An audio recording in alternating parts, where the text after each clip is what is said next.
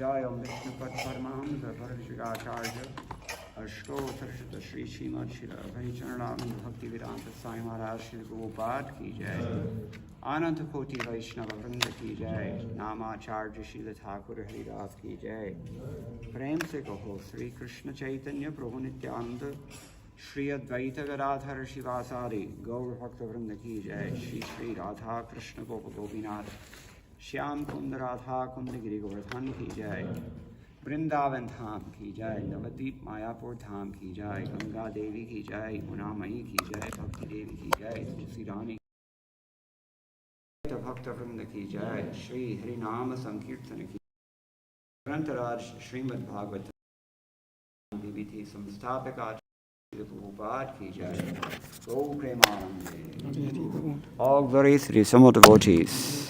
All glories to the assembled devotees. All glories to the assembled devotees. All glories to Sri Sri Guru Gauranga. All glories to Srila Prabhupada.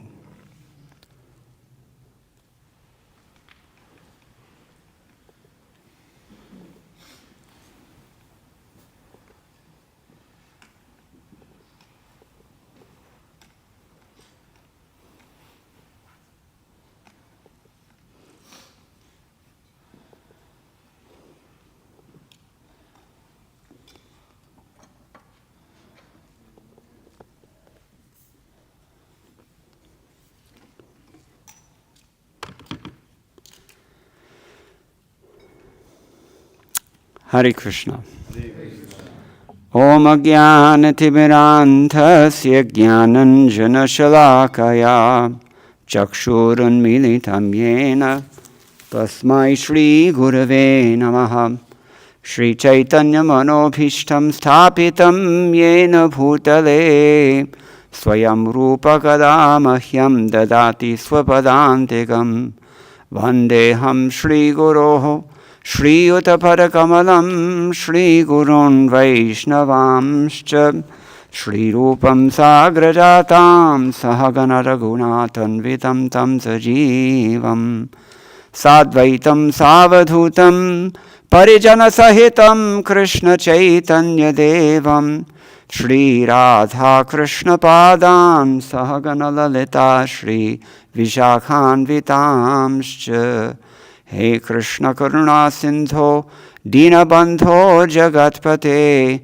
Gopesha Gopika Kanta Radha Kanta Namostate Tapta Kanchana Gaurangi Radhe Vrindavaneshwari Vrishabhanu Sute Devi Pranamami Hare Priye Vancha Kalpatarubhyascha Kripa Sindhubhya Evacha Patitanam Pavanebhyo Vaishnavebhyo Namo Namah Jaya Shri Krishna Chaitanya Prabhu Nityananda Shri Advaita Gadadhara Shri Vasadi Gaur Bhakta Vrinda Hare Krishna Krishna Krishna Hare Hare Hare Rama Rama Rama Hare Hare Madgavirapi Gopala Swikuryat Kripaya Yadi Tadaiva Sampayaha Pitva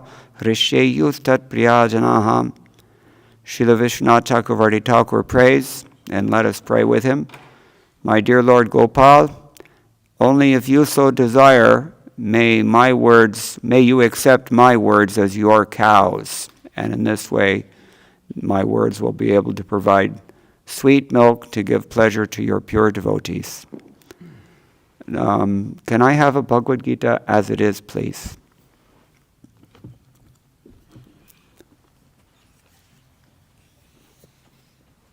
I think I don't need this table, actually. The other day someone asked me, well, first of all, thank you for inviting me here. I'm very honored and happy to have a chance to say something, a few words that may be of some help to someone somewhere in the world. And I'm not the last one who's qualified to sit here, but I offer all of you my respectful obeisances and pray for your blessings that I may also one day become Krishna conscious. So, someone the other day asked me, I forget how he phrased the question, but the gist of it was, what is it that helps us to become Krishna conscious that people don't talk about very much? That's what I understood from his question. I guess he was asking for something esoteric about Krishna consciousness. We know there's no secrets about Krishna consciousness. The process is the same for everybody. There's no shortcuts, there's no secrets, there's nothing esoteric that you can only find in Loi Bazaar. It's right there in Prabhupada's books, everything, but we have to read very carefully.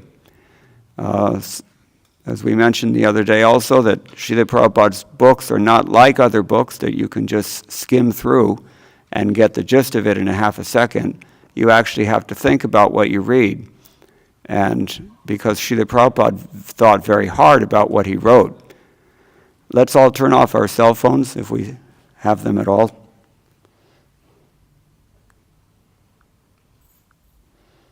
I'm beginning by example. Cell phone is off. So,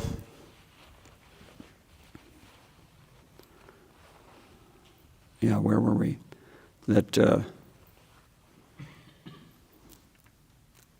Someone asked me what is a topic that's very important to Krishna consciousness but not very often mentioned, something to that effect. And so I thought of a passage that's often overlooked in Bhagavad Gita, not one of the major sections that we hear people talk about very much. This is chapter 17, text number 1 through 4. What is the topic of chapter 17 of Bhagavad Gita? 3 kinds of faith. What are we talking about when we say the divisions of faith? What does that mean, actually? If you're looking for the answer on the board, it's not there, it's here. So what does that imply? Different modes of material nature. What about them? What does it got to do with faith? It influences our faith. And we don't talk about that very much, but it's very essential. Why is that? Because faith is the beginning of everything.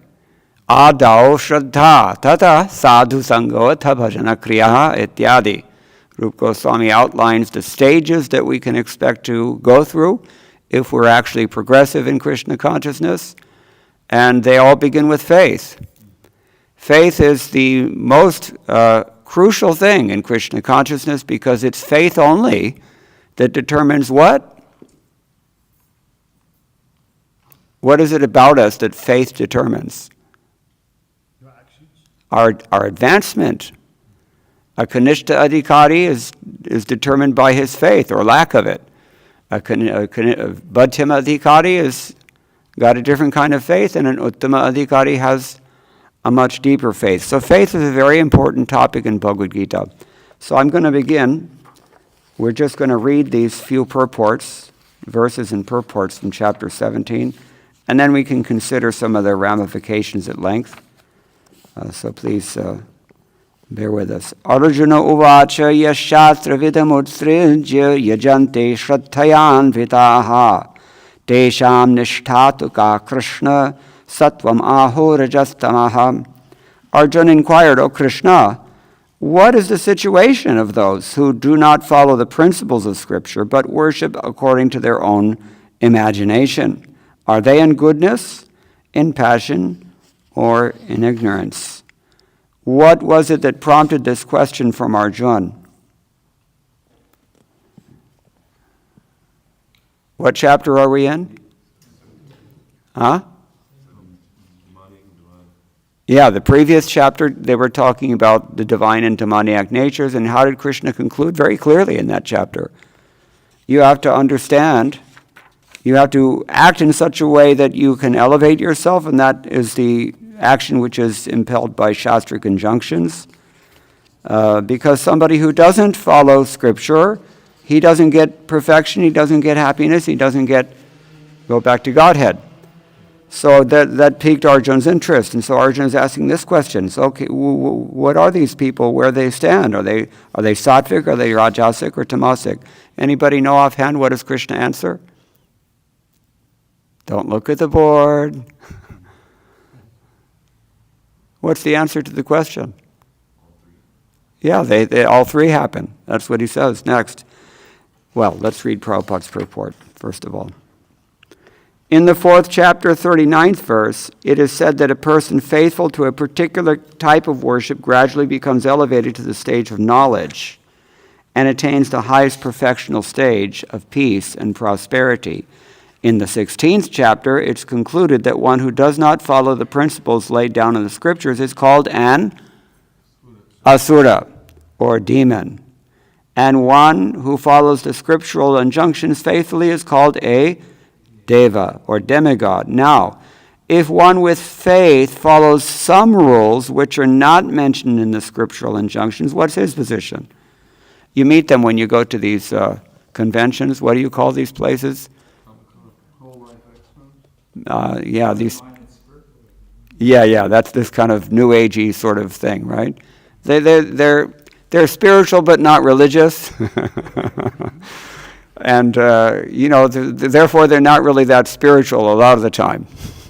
All kinds of ideas you've encountered. So this is what Arjuna is asking about, because it's not new. Actually, nothing is new in this world. Prabhupada said nothing is new. Everything is old. Everything has always been happening before. Punaha charavita charavananam. We're just, chewing things that we've already chewed ourselves. What to speak of other people have chewed them. There's no new ideas. They're all the same old ideas, and they keep being recycled in new forms and given new names by new bodies, or rather by people in new bodies. Because the same old ideologies are being propagated life after life after life, age after age after age, by the same people who have also reincarnated to do that. So this is Arjuna's question. Who are these people? Where do they stand? Here. Now, if one with faith follows some rules which are not mentioned in the scriptural injunctions, what is his position? This doubt of Arjuna is to be cleared by Krishna. Are those who create some sort of God by selecting a human being and placing their faith in him, worshipping in goodness, passion, or ignorance? That kind of implies Hinduism, doesn't it? Because Hinduism is so confused, especially in 2024, that, if you're an ordinary housewife in Lucknow and you cut open an eggplant to cook for your family, and the seeds of the eggplant are distributed in the shape of the Omkar symbol, then the eggplant becomes a new incarnation. True story.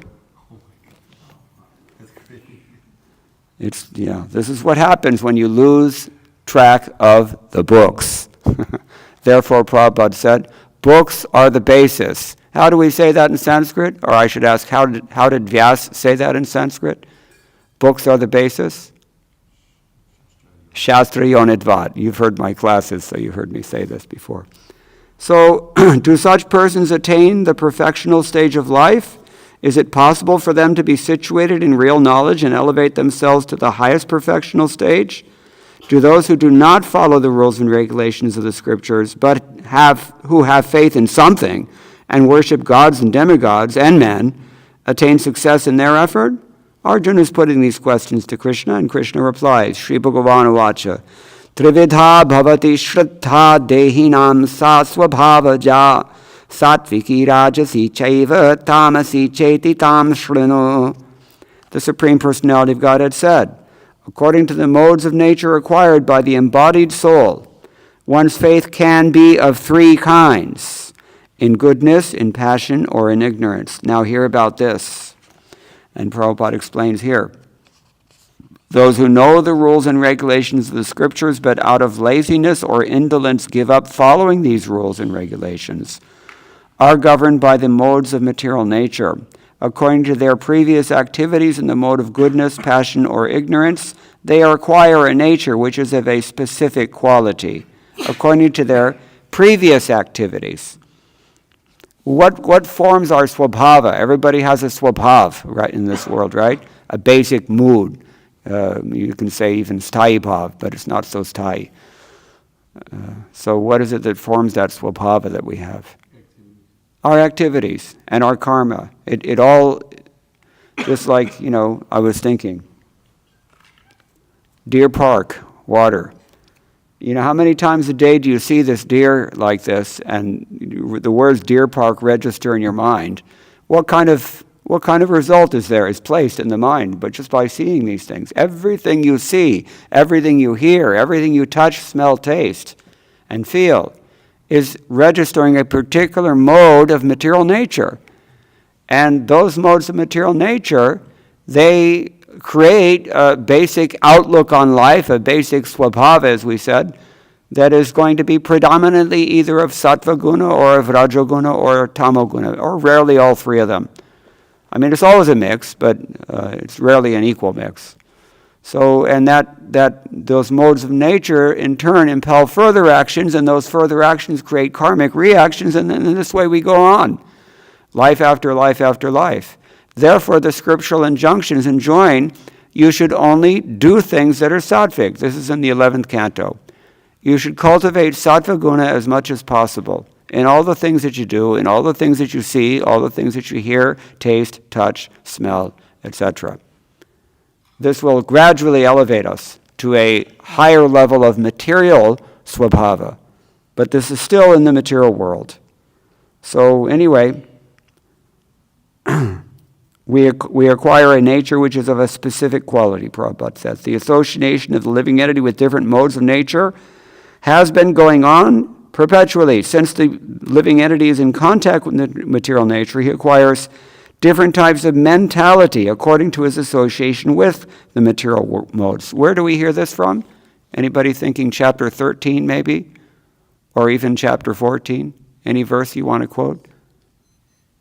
Purusha prakritisto hi bhunkte prakritijan gunan. What's the karanam? What's the cause? Karanam guna sangosya sarasat yoni janmasu. And you get better or worse bodies according to the sangha that you've accepted. Sangha. So, but this nature can be changed if one associates with a bona fide spiritual master and abides by his rules and the scriptures. Gradually one can change his position from ignorance to goodness, or from passion to goodness. The conclusion is that blind faith in a particular mode of nature cannot help a person become elevated to the perfectional stage. One has to consider things carefully, with intelligence, in the association of a bona fide spiritual master.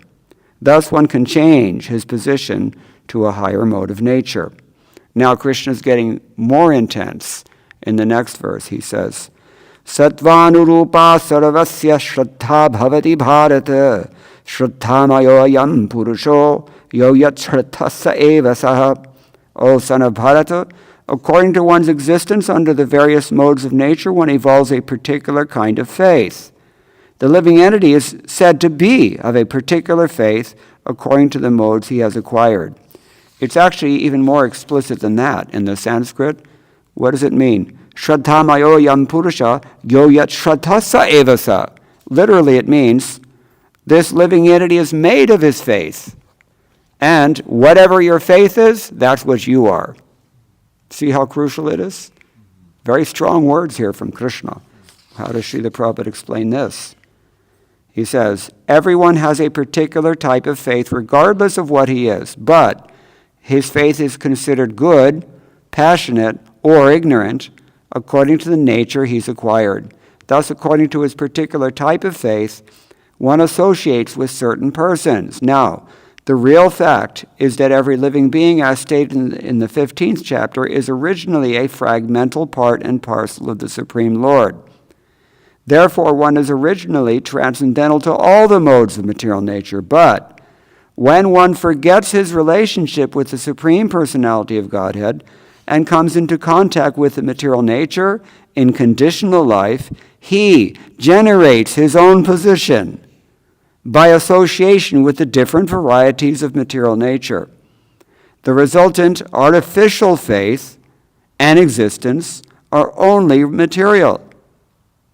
Although one may be conducted by some impression or some conception of life. Has this been stated before in chapter 15, which Prabhupada referred to? Anybody know what I'm thinking of? How about Vayur Gandhan Ivasharyat? Anybody know this? What does it mean? Conception of life carried by the wind. Just like so many smells are carried by the breeze, so so many people there's so many worldviews are wafting through the social environment, isn't it? And we associate with any of those, and then we become affected by them. So, Vayur Gantani Vashayat. Where did we leave off here? So,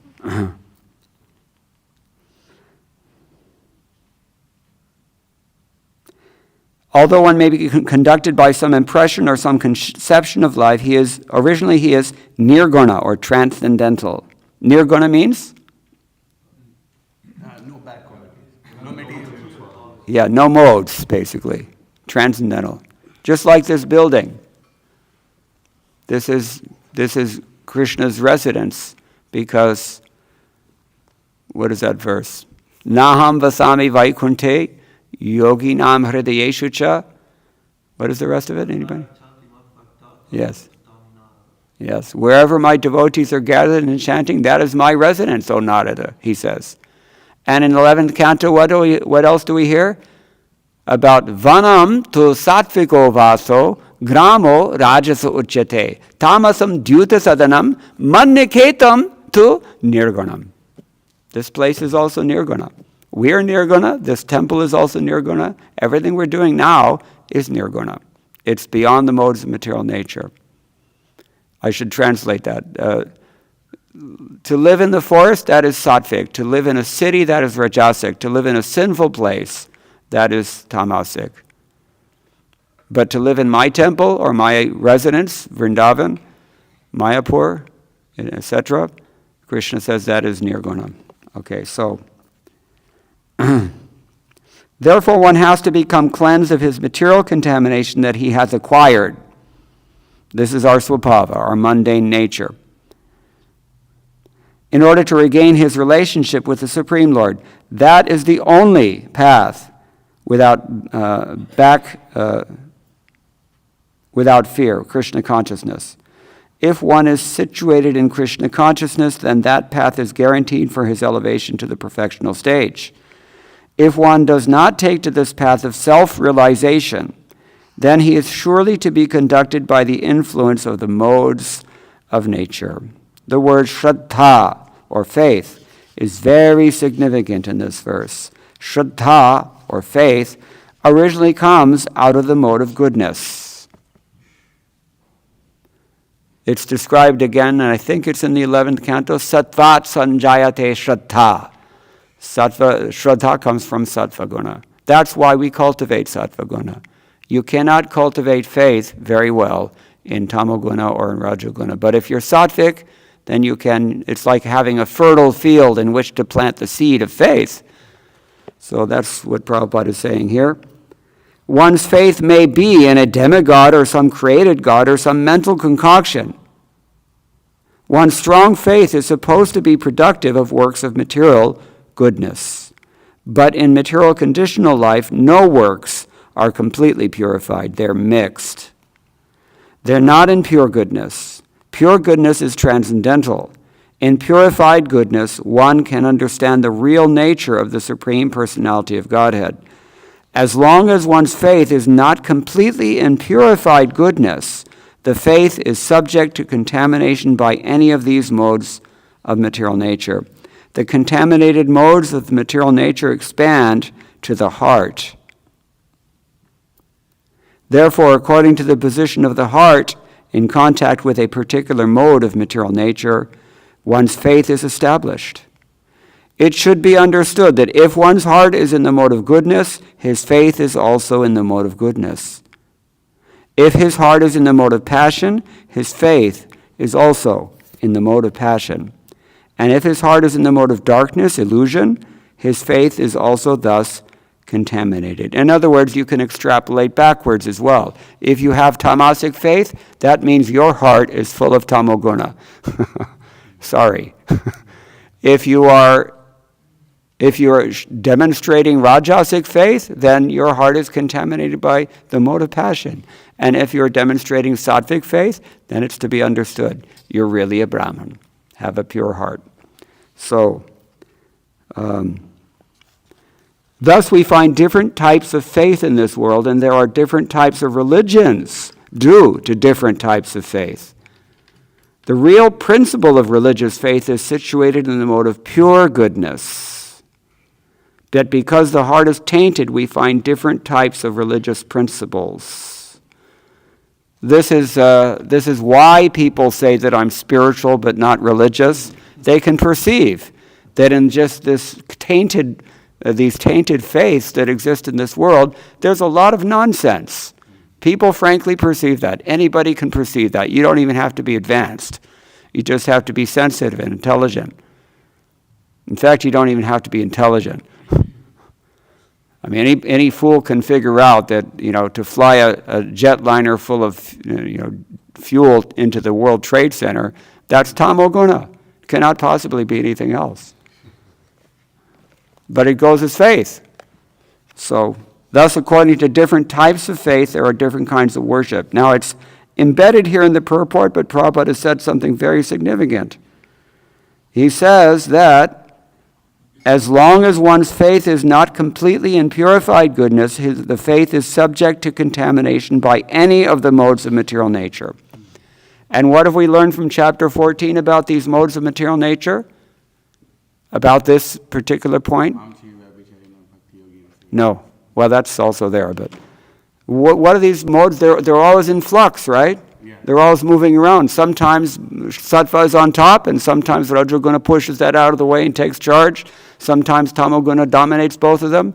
It's just always moving around. There's nothing is very stable in this world, including your faith.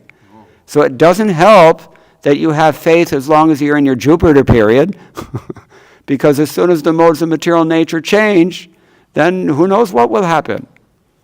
You see? Now this is where the Acharya's commentaries have help us to understand what Prabhupada is trying to communicate to us. So I'll try to summarize some of those. In general, the principle, the basic idea here is that one should only cultivate sattvic shraddha, according to Jayatirtha, commentator in the Madhvacharya Sampradaya. Sridhar Swami says there are two kinds of faith. He calls them Shastrajanya or Swabhavaja. Only Shastrajanya Shraddha can change Swabhava, that determines one's faith and therefore actions and therefore results. It develops through satsanga. So two terms, you've got to bookmark these two very important terms. Swabhavaja, faith. That means faith born of one's nature. Swabhava. You've got a particular swabhava, and out of that swabhava you've got some faith. That is the tainted faith that Prabhupada is mentioning in his purport. Now the other, and that swabhavaja, you don't have to do anything. It's automatic. Whatever faith you're born with, that's your swabhavaja faith. Nothing, no input required.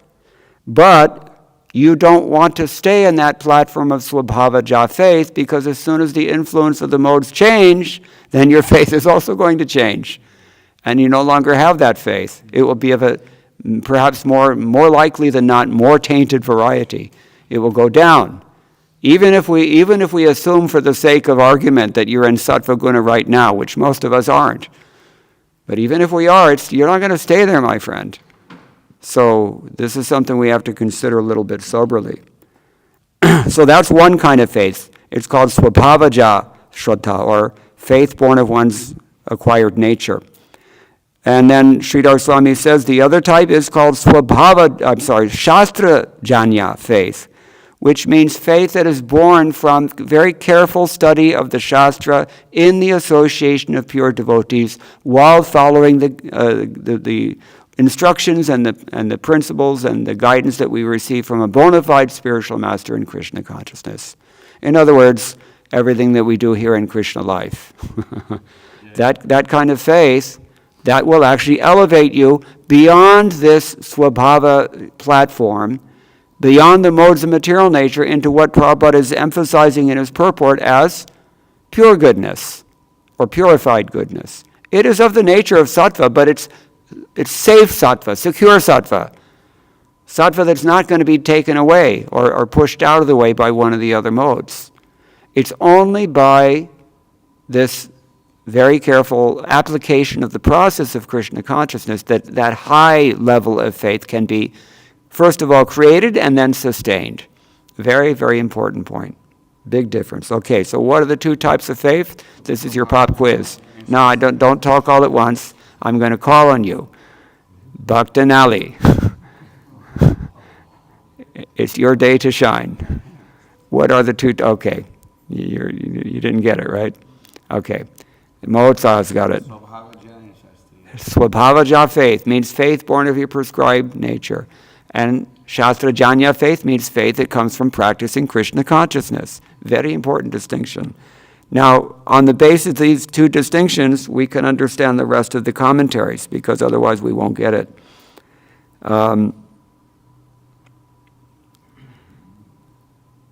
Krishna elaborates here the natural faith that we may have, swabhavaja faith, because that's first of all, it's most common, but it's what's usual. You don't have to do anything. That's your default. That's your baseline faith. But here he's emphasizing, the acharyas rather are emphasizing shastrajanya faith. We have to work. We have to apply ourselves to some discipline that will create Shuddha Sattvic faith. And that is the process of Krishna consciousness. Now, in this third verse, sattva, sattvanurupa sarvasya shraddha bhavati bharata. What does that mean, sattvanurupa? Anybody who speaks an Indian language should be able to guess this. In the very form of goodness. Following from goodness, maybe you can say something like that, sattva anurupa, reflecting maybe the mode of goodness. So sattvanurupa sarvasya shraddha bhavati bharata. So does it mean sattva? This is a trick question. Nobody will get it. I'm going to tell you the answer. Is it to associate with the mode of goodness? Is it to associate with the mode of goodness? Nope. It means to follow the devotees, is it? Nope. It has nothing to do with any mode, including goodness, believe it or not. Because sattva means something else also. Sattva means existence. Whoa. Just like back in chapter 16, is it? He defines the godly qualities. Abhayam, sattva samshuddhi, right? Sattva samshuddhi. How do you purify your existence? This is the point. So this is a trick. It's actually can be misleading if we don't have guidance. You can read that word and you think, okay, yeah, faith, because 11th canto says, right, we already discussed, faith comes from the mode of goodness. Everybody following this? This is high level stuff. It's if you're a little confused, you have a right, because it's not easy to understand this. But Krishna tells Uddhava in the 11th canto that faith comes from sattva guna.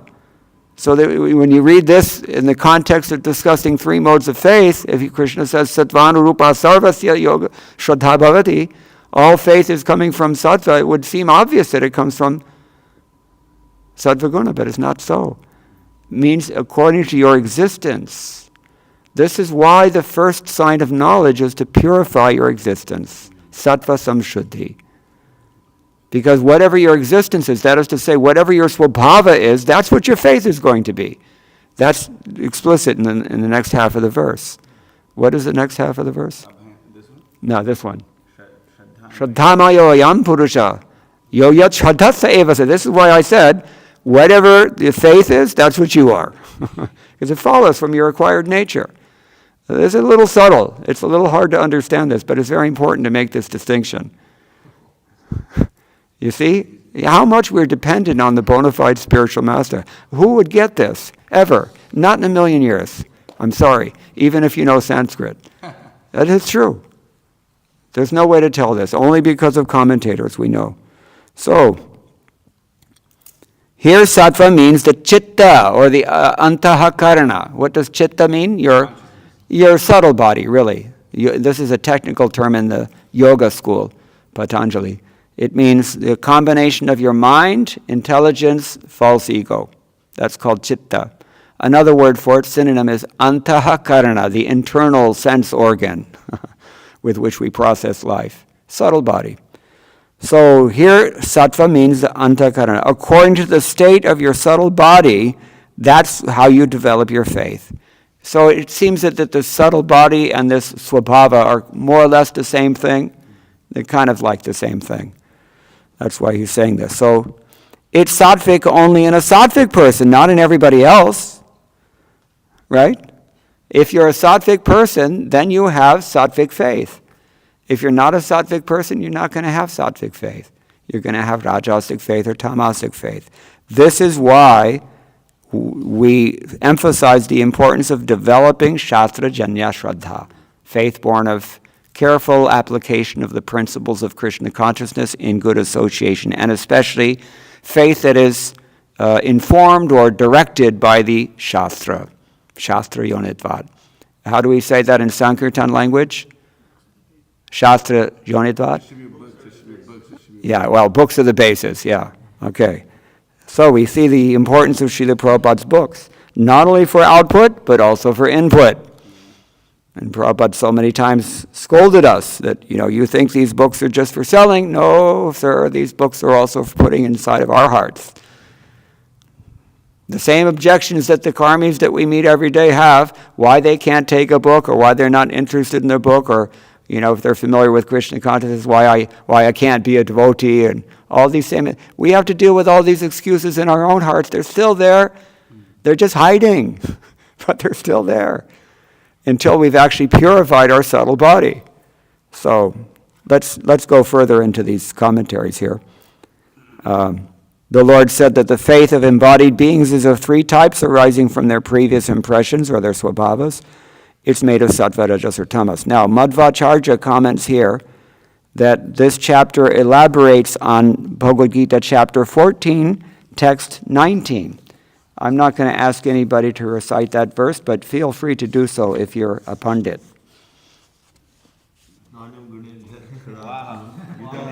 No, he's not a pundit. He's got a phone with him.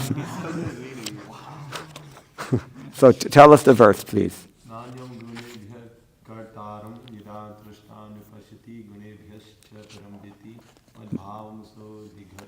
And I'm going to read the translation so everybody can hear. When one properly sees that in all activities no other performer is at work than these three modes of material nature, and he knows the Supreme Lord who is transcendental to all these modes, he attains to my spiritual nature. So this is a very important verse, because Krishna has told us already in chapter 14, there's nothing operating in this world except these modes. Everything you see is the product of these modes. Everything. It's scary. So according to Madhvacharya here, he says that this, Krishna brings these things up here in chapter 17 because maybe he just wanted to elaborate on what he already said. It was not explicit enough, perhaps. So, Jayatirtha, his sub-commentator, also says that the intent is that sadhakas should cultivate sattvic faith, avoiding other kinds of faith. So, since ignorance of the rules of Scripture is possible in the case of all three classes, whether you're sattvic or rajasic or tamasic, you can be ignorant of the Shastra to one degree or another. So it's only the distinction in our own, in the nature of our Shraddha that can determine the distinction of activities that we perform. Is it clear? In other words, everybody can be in these three modes of material nature. But it's only everybody can be ignorant of what the Shastra enjoins also. So it's really, how do you tell a person's position? You can only tell by what they're doing, and that is determined by their faith. In other words, you look at what somebody's doing and you can understand what he believes. This is the point. If someone is saying one thing but doing another thing, then use your discrimination. Sometimes we can't understand what's motivating another person, isn't it? Not sometimes, most of the time. It's impossible for us to judge another person, really. We don't really know. But if that person is doing things that the Shastra specifically prohibits, then you can understand he's not a devotee. Even if he's wearing neck beads, even if he's wearing tilak, even if he's saying Haribol. So you have to be very discriminating. And discrimination is the key word of which adhikar? Madhyama adhikar. Right? What is his discrimination? How does it manifest? He sees whom? Madhyama adhikari sees what four classes?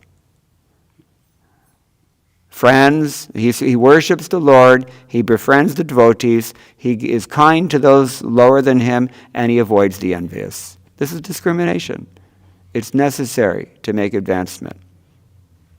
The Uttama Adhikari doesn't discriminate like that. Why? Because he thinks everybody's more advanced than me. He believes that. We were talking the other day, the gopis, for example. They think we're just cowherd women. What do we know about this? And the Kanishta Adhikari, he thinks exactly the opposite, right? I'm the only one who's Krishna conscious around here. What's wrong with all these guys? See? So, anyway,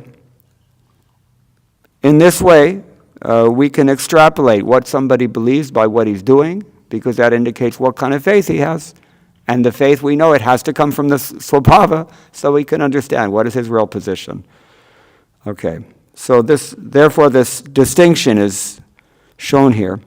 Now Sridhar Swami is commenting. We just kind of summarized Madhvacharya and his people, how they see this verse here. Sridhar Swami says in reply to Arjun's questions about faith, he says that faith in the worship of the Lord of those who act with knowledge of scriptural injunctions is of one kind alone. That's sattvic.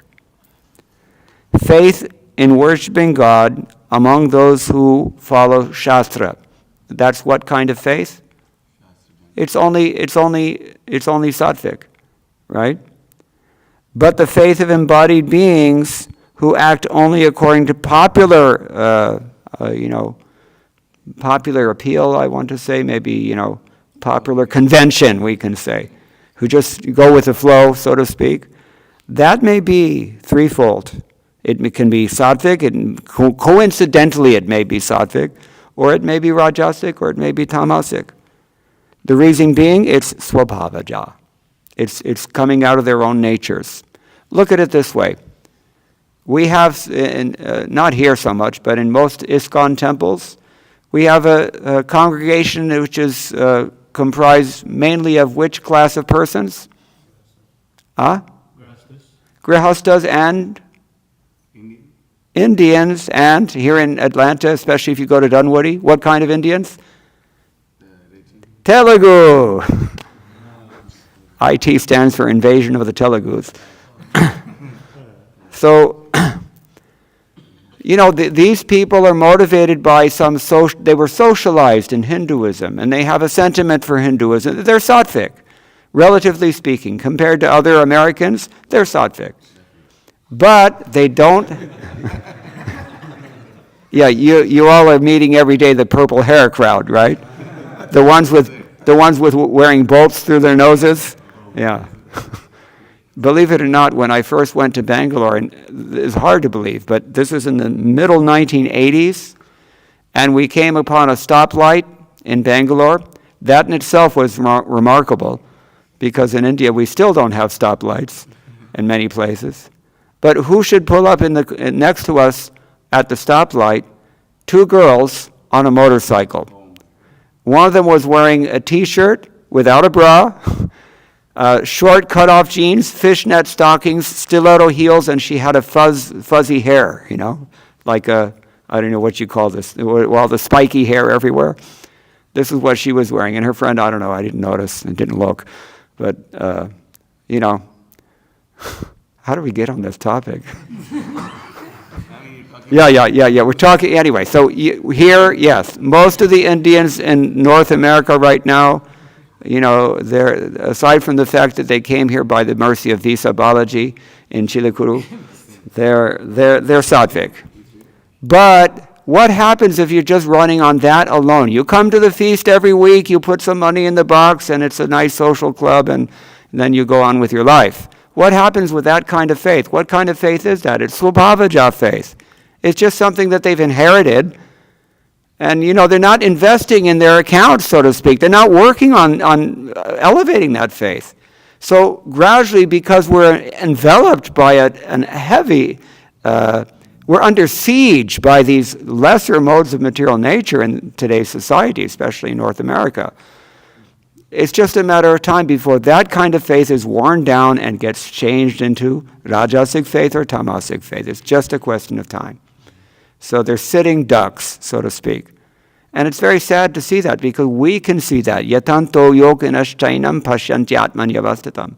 Yatanto prakatatmano nainam pasyantya chetasaha. Persons who are following the process of Krishna consciousness can see all this clearly. But a person who's not engaged in following these things, like rising early and chanting the holy name and hearing Bhagavatam and associating only with devotees, taking prasadam, worshipping the deity, etc., they can't see what's happening. Even if they try to see, they won't be able to see it. The modes of material nature are that strong. So it's like this. You have a car, you're driving your car, but the gas tank is empty. You can run on fumes, right, for some time. But you've got to put some more gas in that car, otherwise it's going to break down sooner or later. So, we don't want to get ourselves in that position where our faith is like, we're just running on the fumes of whatever we invested in some previous life. Should not be like that. So faith is something that requires work. It's just like relationships. Here, all of you are intelligent enough to remain brahmachari, we hope. And, but people who get married, they figure out pretty soon, after about a year or two, they figure out that, hey, there's a lot of work to be done on this. You got to invest in this to maintain it, right? A relationship is not something that's automatic. You got to work on it. That's something you should know if you don't know. If you're in your 20s, you probably don't know this yet. But it takes a lot of work. And we go through life making so many important choices. We choose our career. I applied to half a dozen colleges in the United States, and you got to write a convincing letter for each one of them. And, anybody who's been to college, what it's like. And then, it's a lot of work. And, what our career is, and, whether I should get this operation, or, how to buy a house, or where I should invest my money. These are important decisions that householders especially have to make in life. But we don't make those decisions without a lot of thought, because there's a lot of consequences. You can hurt yourself if you're just, trying to wing it when you go and buy a house. Somebody will rip you off. It's like filling your pockets with cash and heading for Chor Bazaar. Chor Bazaar means thieves' market. We have them in India. It's all bootleg Rolexes and bootleg everything. Everything under the sun, bootlegs you can find. They're just ripping you off. Or fake gold. If you don't know how to buy gold, same thing. People don't think like this. When we buy gold, we do think like that, especially for South Indians. Sorry, South Indians. I always poke fun at the South Indians because they're so absorbed in Tanga Malegai Chennai Silkse. So, but we don't put any thought into, how to cultivate a relationship, and similarly, we don't put any thought into how to cultivate our faith. But what is the human form of life meant for? If you can't cultivate faith that can help you, and faith that can help someone else. So this is why Baladevi Dabhushan and other acharyas, by their divine grace, by their causeless mercy, they're trying to urge upon us the importance of cultivating this Shastra Janya Shraddha, this faith that is based on the process of Krishna consciousness, not just winging it. So, continue here.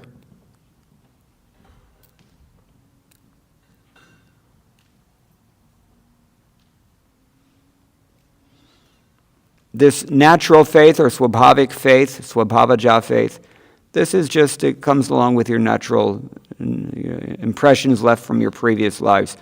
Only discriminative knowledge taught by the scriptures is able to change your nature. Shall I read that again? Listen carefully. Only discriminating knowledge taught by the scriptures is able to change your nature. But this they don't have. People who are not opening these books, we discussed this the other day in Atlanta. Bhagavad Gita, as it is.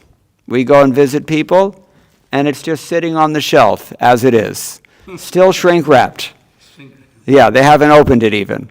They just, Bhagavad Gita should be left as it is. This is the conviction. People in that category of Swabhavaja faith, they're, as we said, sitting ducks.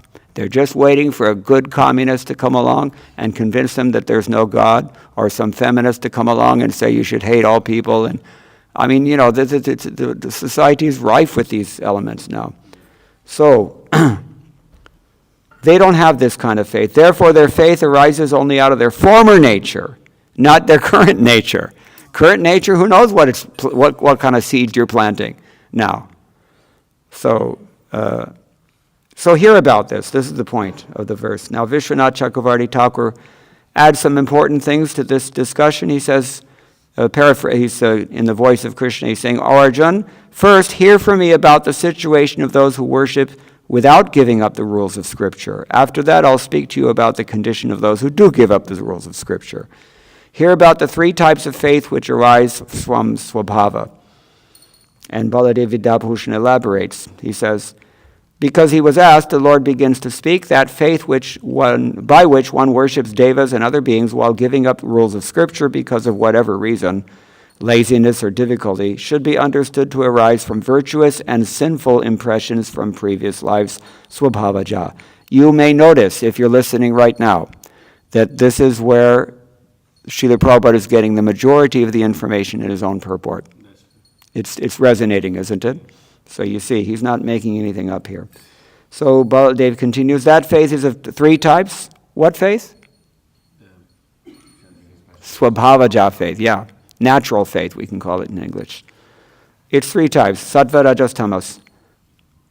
We have beginningless, unrelenting births, all of us embodied souls, beginningless contact with the three modes.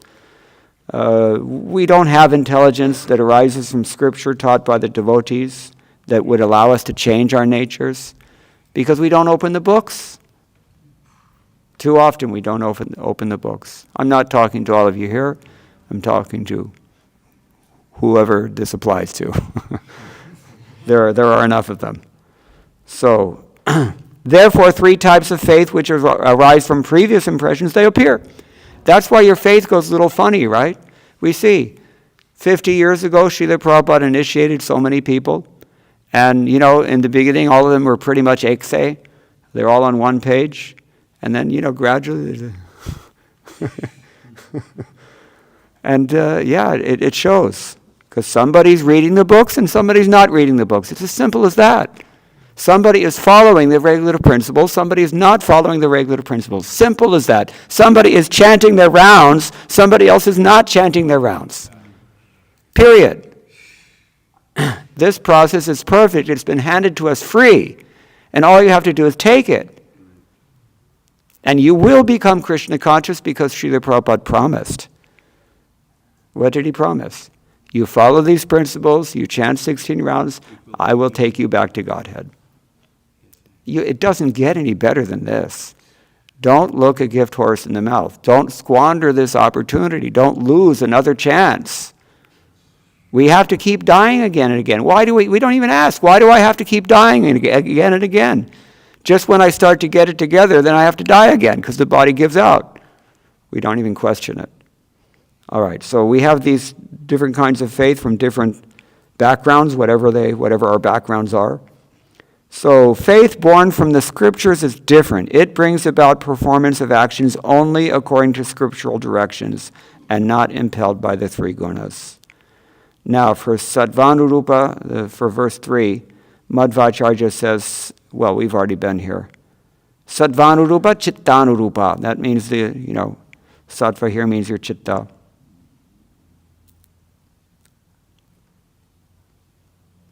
Yeah, we've already discussed this. And Sridhar Swami says, real faith is actually sattvic faith only, because you've declared it to be a product of sattva in the 11th canto that we mentioned already. Sattvat sanjayate shraddha. So, what time is it? Okay, I'm supposed to end right now, right? Or is it 2:45? 2:45. Okay, we've got a few minutes. I'll finish up here, and then we can have some questions maybe. And it's also been stated, Sridhar Swami reminds us, in Bhagavatam, 11th canto, chapter 20, text 2. Control of the mind and senses, fortitude, discrimination, devotion to duty, truthfulness, compassion, circumspection, contentment, generosity, dispassion, faith, shame, charity, and the like, taking pleasure in the self.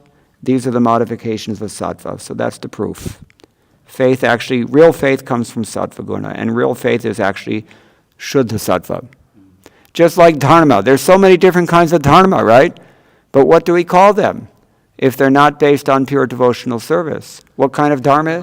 Kaitava dharma, cheating dharma. So swabhavaja faith, swabhavaja shraddha is the same thing as kaitava dharma. I mean to say it's the substrate it's the foundation of kaitava dharma. If you have bad faith, you're going to have bad actions. Simple as that. All right, so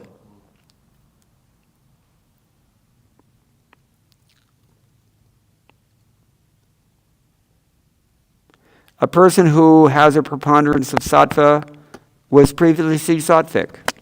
And on account of that inherent tendency, he's endowed again with sattvic faith. Likewise, somebody who was rajasic before, he's likely to be rajasic now also.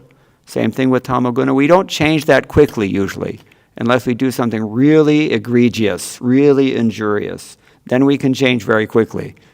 It's possible.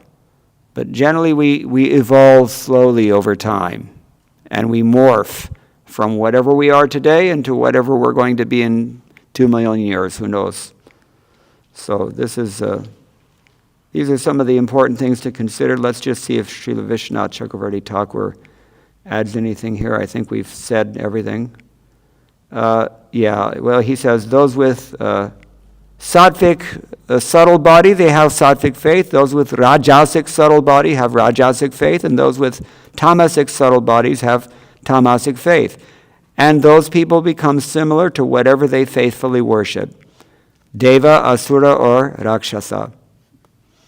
This he says. If you're sattvic, you're going to worship gods.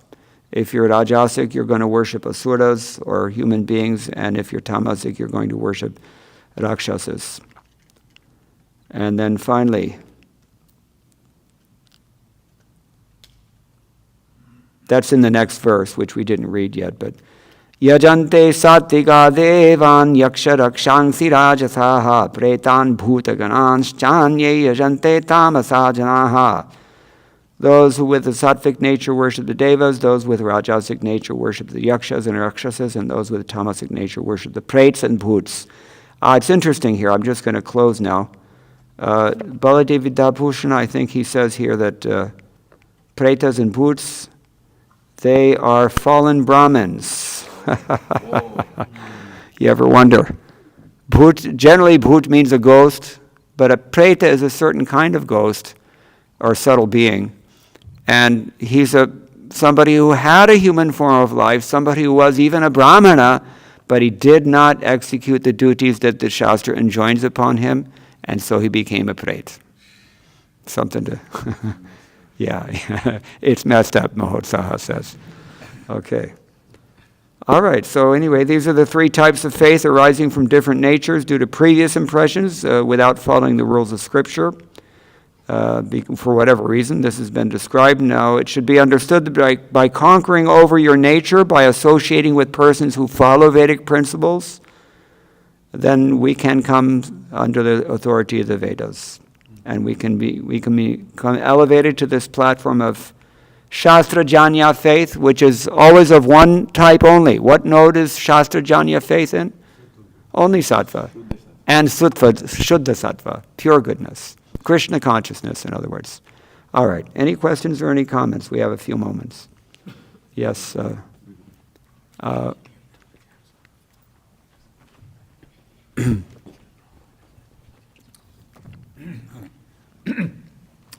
Krishna, thank you. Hare Krishna. In the Science of Self-Realization, there's an address that Prabhupada gives. He describes the Hare Krishna mantra that's recorded and was transcribed and put there. And at one point in that address, he says that Krishna consciousness is not a superimposition on the mind. So what advice would you give to a devotee? And it's related, and I hope I'll be able to make the connection, who feels that not publicly, but privately, he's kind of feeling, feels like Krishna consciousness is a superimposition on the mind. I mean, that person's feeling like I make a lot of effort, But it's like Prabhupada said on one occasion to Harisar, it's like trying to wash the coal or straighten the dog's tail. In other words, publicly, this person knows how to behave. He knows what to say, what to do. Practice makes perfect. He's got the whole thing down. But privately, if he's, when he's off on his own, just no people, the devotees around or anything like that, the mind gravitates to its default position of just feeling like, well, yeah, I'm inclined to believe that God exists as opposed to doesn't exist, but as far as all these things I'm being told, I don't know. I'm doing everything that I'm supposed to be doing, but it's not like it's... Catching. Yeah. Is that an indication that that person is just totally fallen and is necessarily doing something wrong, or is it just that it takes a long time for the process to really, Very good question. Very practical question. I'd like to elicit some audience participation here. Don't mind if I ask for a show of hands. How many people feel like what Brigopati Prabhu just described? The thing is that we all feel like this to one degree or another. But feeling is one thing, acting is a different thing. So, if we're following the process, if we're following the orders of the spiritual master, then we have only to be patient. What is that? Jiveto yo mukti pade sadaya bhak. What do you have to do to get your inheritance if you have wealthy parents who've included you in the will? You stay alive. You have to stay alive only. This is like a godbrother of mine was joking. What do you have to do to become a senior devotee in ISKCON? You just have to stay in ISKCON. We don't feel particularly advanced, but somebody somehow or other, this is what fate has forced upon us. So a little patience is all that's required, I think, here. We have to be patient, and we have to be determined, and we have to be enthusiastic, and we have to continue following, and we have to make sure that we keep good association and avoid bad association. And we have to make sure that our activities are in line with the examples that were set by our predecessors. Sato vrittehe. So these are the 6 recommendations that Rupa Goswami gives for such persons. And that's, like I said, that's pretty much all of us. So one should not become discouraged if the kind of That's all. results that you might have had unrealistic expectations of. Yes, that's why patience is required, because we're impatient. We live in an age where you push a button, and unless it's latest up to the minute, right? This is what that kind of culture does to a person. Makes them very impatient. People they don't even have patience to read books anymore, isn't it? I was in an auto mechanic's garage doing some repairs several years ago, and I was reading. And the mechanic came out and he just looked at me and said, You're reading.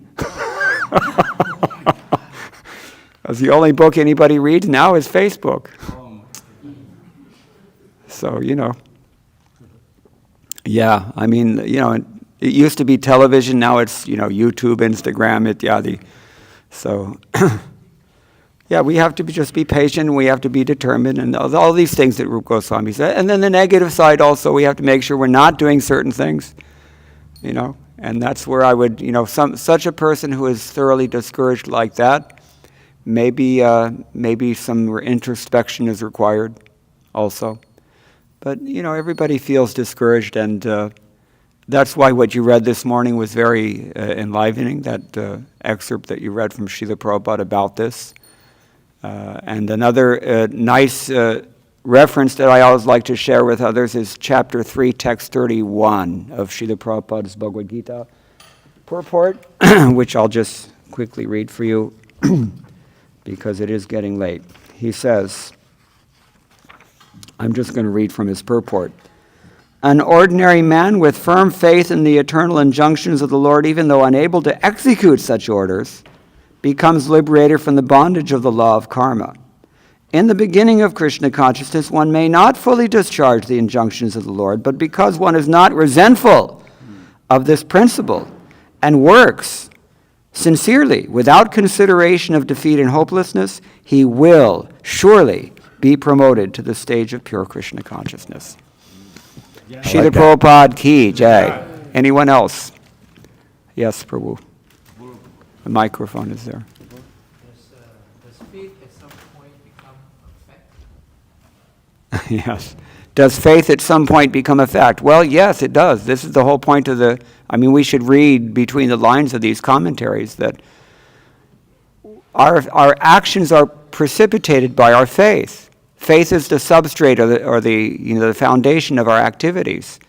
If we yo yat shraddhasa eva sa, if we are whatever our faith is, then it's just a matter of time. You remember Vishwanath Chakravarti Thakur, he equated the sattvanurupa here with chittanurupa. Your faith is your subtle body.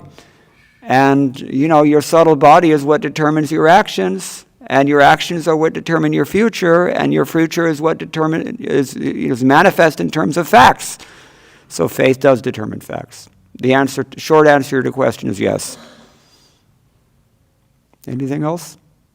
This is a short question.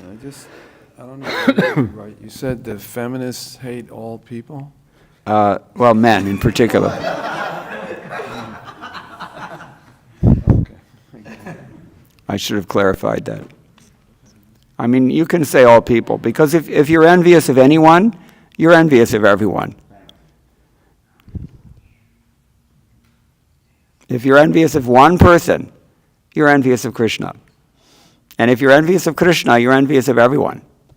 So, in that sense. Chandanacharya? Okay, no more? I hear. Nally? Okay, so time's up, you're saying? We're going to have a panel.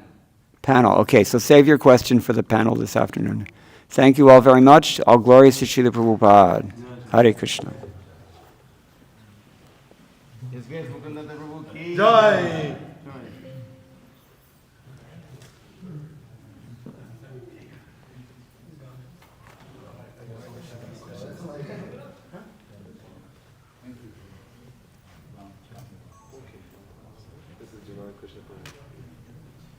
Oh, yeah, thank you for reminding me of that purport. I needed to hear that at 3:31. It's great, isn't it?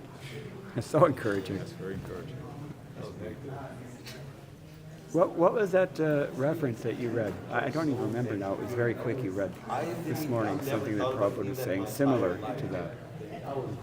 You said was also very encouraging. It's the one from the first morning walk where he was talking with Malata. I think so, yeah. I'll get my phone and I'll send Yeah, it. yeah. Yeah, thanks.